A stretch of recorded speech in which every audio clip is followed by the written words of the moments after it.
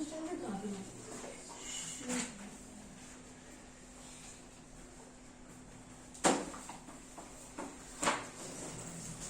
dear students, we are studying mathematics standard 8 chapter number 3.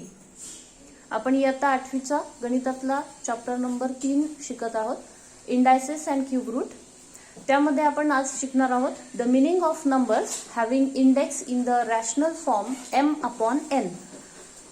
एखादा घातांकित संख्येचा परिमेय घातांक असलेल्या संख्यांचा अर्थ आपण आता शिकणार आहोत आणि त्यावर आधारित प्रॅक्टिस सेट 3.2 आपण आज घेणार आहोत. आता इथे हा जो नंबर लिहिलेला आहे a⁻m/n, याचा आपण दोन पद्धतीने अर्थ लिहू शकतो. a⁻m/n याचा दोन पद्धतीने आपण अर्थ लिहू शकतो. तो म्हणजे mth power of nth root of a, mth power of nth root of a, and another is nth root of mth power of a. अशा दोन पद्धतींनी आपण हा जो नंबर आहे त्याचा अर्थ किंवा ते आपण वाचू शकतो. तर यावर आधारित प्रॅक्टिस सेट आहे, प्रॅक्टिस सेट 3.1. तो आपल्याला सोडवायचा आहे. प्रॅक्टिस सेट 3.1 मध्ये एक टेबल दिलेला आहे, तो टेबल आपल्याला पूर्ण करायचा आहे आणि त्या टेबल पूर्ण करण्यासाठी आपल्याला हे दोन गाईडलाईन म्हणून वापरायचे आहेत. a⁻m/n याचा अर्थ mth power of nth root of a किंवा nth root of mth power of a, power of root or root of power, या दोन पद्धतीने आपल्याला हा नंबर लिहायचा आहे.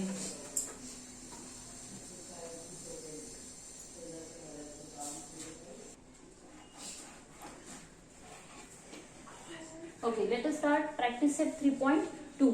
तिथे आपल्याला टेबल दिलेला आहे आणि त्या टेबल मध्ये अशा संख्या आहेत. इथे आपल्याला लिहायचं आहे, पहिल्या कॉलम मध्ये लिहायचं आहे power of the root. Power of the root या फॉर्म मध्ये इथे लिहिणार आहोत आणि इथे लिहिणार आहोत आपण रूट ऑफ द पॉवर या फॉर्म मध्ये. मग इथे काय येईल? Power, third power of square root, म्हणजे इथे येईल क्यूब ऑफ. थर्ड पॉवरला आपण म्हणतो क्यूब, म्हणजे इथे आपण लिहिणार cube of square root of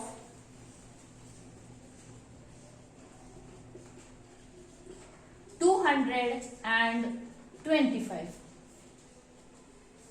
इथे पुढचा नंबर दिलेला आहे आपल्याला, आता इथे पुढे आपण लिहिणार root of the power. Root of the power म्हणजे काय? स्क्वेअर रूट आहे. Square root of cube of 225. मग इथे पुढच्या कॉलम मध्ये आपल्याला लिहावं लागेल cube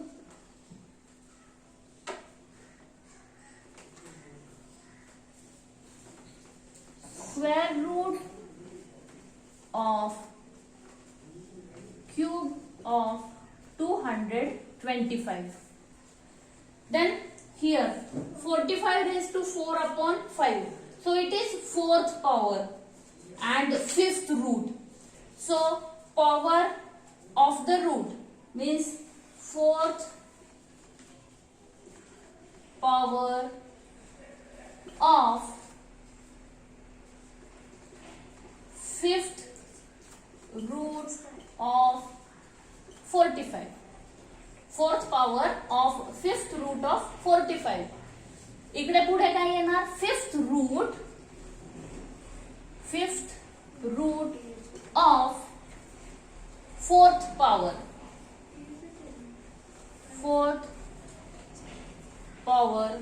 of 45. Base is 45, so here we write 45. इथे आपण 45 लिहिणार.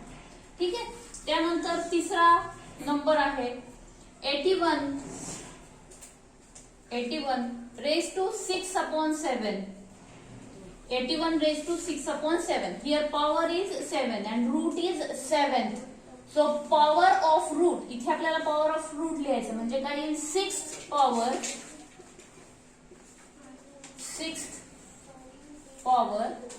ऑफ सेवेंथ रूट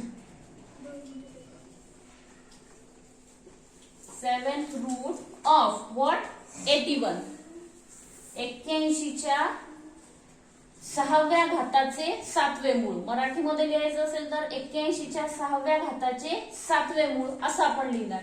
इकडे काय लिहिणार, सेवेंथ रूट ऑफ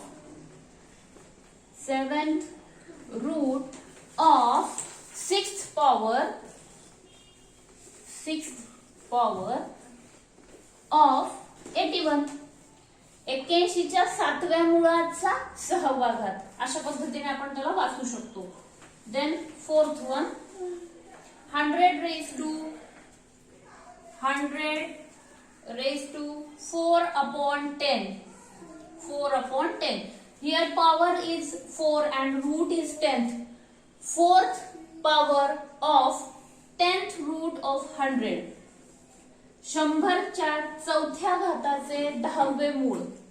इथे काय लिहिणार आपण, fourth power of 10th root of 100. आणि इकडे काय लिहिणार, 10th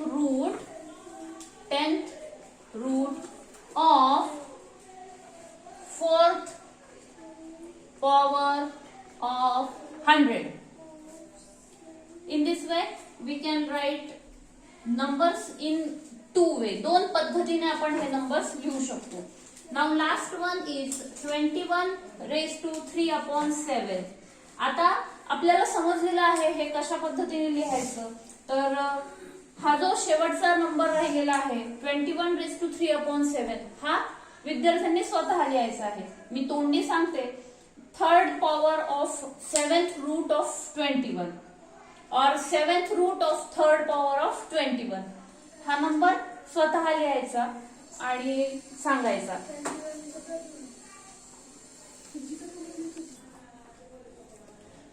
question number 2, write the following numbers in the form of rational indices.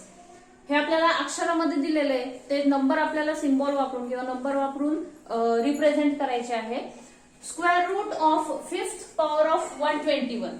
आता इथे आपला बेस असणार आहे 121.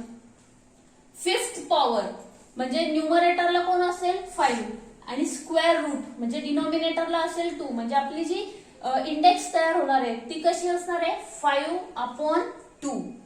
5th power of square root. So इथे आपण हा नंबर लिहिणार 121 raised to 5 upon 2. Cube of 4th root of 324. आता इथे आपला जो बेस असणार आहे तो असणार आहे 324. काय सांगितलेलं आहे, 4th route. Cube of 4th route म्हणजे न्यूमरेटरला कोण असेल 3. आपली इंडेक्स जी आहे ती अशा पद्धतीने तयार करायची 3 upon 4. Power upon root 3 upon 4. मग आपला नंबर असा असेल 324 raised to 3 upon 4. Then 5th root of square root of 264. मग आता आपल्याला बेस मिळालेला आहे 264. 5th रूट आहे म्हणजे हा कुठे येईल, डिनॉमिनेटरला. ऑफ स्क्वेअर म्हणजे आपण लिहितो तो 2. म्हणजे आपली जी इंडेक्स आहे ती असेल 2 upon 5. मग आपला हा नंबर आपल्याला मिळेल 264 raised to 2 upon 5. तर अशा पद्धतीने हे लिहिण्याची प्रॅक्टिस करायची आणि हा जो शेवटचा आहे तो तुम्ही स्वतः लिहून बघा आणि त्या पद्धतीने या पद्धतीने तुम्ही बरोबर स्टेप्स घ्याल तर उत्तर चुकणार नाही. तर अशा पद्धतीने आपला प्रॅक्टिस सेट 3.2 संपलेला आहे. पुन्हा भेटू अशाच एका व्हिडिओमध्ये. थँक्यू.